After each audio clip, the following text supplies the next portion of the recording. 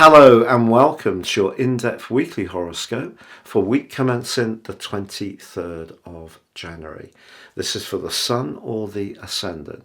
As ever, I'm going to give you the standout features of this week that we can all relate to collectively, but please stay with me. I will then dive deep to give you in forensic detail all the zodiac signs from Aries through to Pisces. If you're a returning viewer to my channel, thank you so much for joining me once more. If you're new to me, it's great to have you with me. If you'd care to like or subscribe or comment, you're very welcome. This is very much a community and it's wonderful to have you with me. Now this week does see one of the standout aspects in astrology, the Sun in an alliance with Jupiter. Jupiter in the sign of Aries is very much about new beginnings and freshness. In the sign of Aquarius, the Sun, Venus and Saturn is very much about the collective. It's how we interact and network, it's our friendships, but also our longer term planning. Because last Saturday there was a new moon in Aquarius, which is also feeling the energy of Pluto, the planet of great change, it may feel as if this is a really historic time for many of us. So what does it mean, that aspect between the Sun and Jupiter? I think it can be when we supercharge our longer term plans in a way which feels right for us now. We very often will have hopes, but when we get to that point where we achieve what we set out to do, we realise that we've actually shifted. And I think there can be a little bit of that this week. But Mercury, the planet of communication, is still forging a jarring angle to Mars. Mercury wants us to slow things down and examine possibilities in a very thorough and step-by-step way. It's in the earthy sign of Capricorn. Mars in Gemini wants things to go quick, very quick. But later this week, Mercury actually forges a brilliant link with Uranus, which will help us to embrace things that can speed up. Also, from Monday to Wednesday, Venus and Saturn are still within 3 degrees of one another, and they're asking us to think very carefully about the quality of our alliances. Now, Saturn can either be a cold and limiting influence or a very stabilising one. So we may find ourselves asking some key questions about close relationships, particularly as Venus moves into the sign of reflection of Pisces on Friday. Now there is a quarter moon as this week draws to a close. As much as the sign of Aquarius is very idealistic, the sign of Taurus is very realistic. And there may be something that we just need to make sure it stays in kilter between those two areas. As much as we'd like life to be a certain way, it is as it is. But then at the same time, that doesn't mean to say we can't apply our values and standards to that reality. And that's really what I feel is coming to the fore as this week draws to a close. Now, if you would like to ascend above this zodiac broadcast and understand what the next year will hold for you as an individual, if you give me 3 pieces of personal birth data of time, date and place of birth, I can give you your forecast, plus in my special package, your life roadmap analysis. This will help you to understand your astrological influences at a much more intimate level. Seize upon the ones that give you possibilities, but also work out some that have snagged you over time. There's 30% off. Please see the link below. And in my special package, you also get your free Zodiac, Vedic and Chinese forecasts for 2023.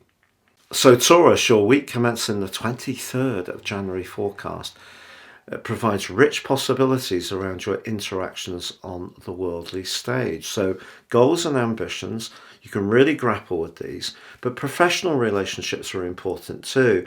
With Saturn applying to your ruler Venus, some could cool down somewhat, or some can become more solid and a bigger part of your ongoing future.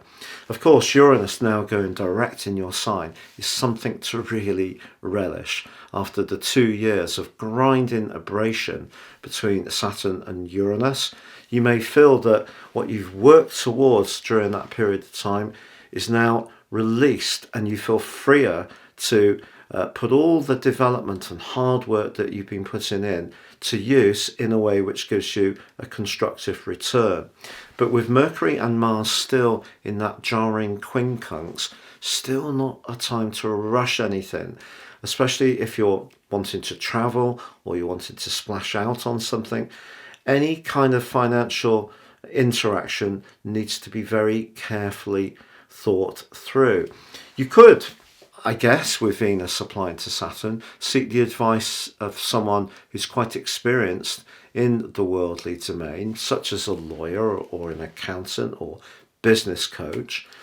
But also this week does see the Sun forging a great link with Jupiter. But Jupiter's in your 12th house, but that's not such a bad thing. Jupiter governs the sign of Pisces, so it likes the 12th house domain. It's very much about the spiritual sphere. So when it comes to pushing yourself forwards professionally, very important, I feel, to listen to your inner instincts and be guided by what really feels right and comfortable. Now, obviously, as this week goes on, Mercury does forge a very exciting link with Uranus. And if you are trying something that's fresh and innovative, it could come off for you really well. You have a reputation of being someone who likes to stick with what you know, but the last 15 years have been pushing and prodding you to make a change. And of course, since Uranus arrived in your sign for 5 months in 2018 and from March 2019, you have found yourself much more open to fresh approaches, and there's going to be another window of opportunity towards the end of this week where you can thrive. But Venus is moving at the end of this week on Friday into the sign of Pisces. If there is somebody that you're attracted to, I feel it's going to be the things you share in common as much as the physical attraction that will be of interest. So if it is in a romantic dimension, feeling that you can be friends can be very comforting to you. But then again, it's possible that someone who's been a friend up until now could become something more. There is a quarter moon, however, as this week draws to a close. One of the things to understand about this one is it's in your sign. So the Sun in your 10th house, along initially with Venus and Saturn, does give you a platform along with the new moon to thrive. But what this quarter moon is saying is you probably can't have everything on your own terms, because the 10th house is the established order. So if you're prepared to fit in with what's expected by others, there is a chance for you to really do well. But at this present time, I feel that could feel a bit counterintuitive for you. So towards the end of this week, therefore, you may realise that there is a prize, but there may be some kind of cost to gaining that prize in terms of your personal freedom or the room to actually express yourself in quite the individualistic way that Uranus has been encouraging you to do over the last few years.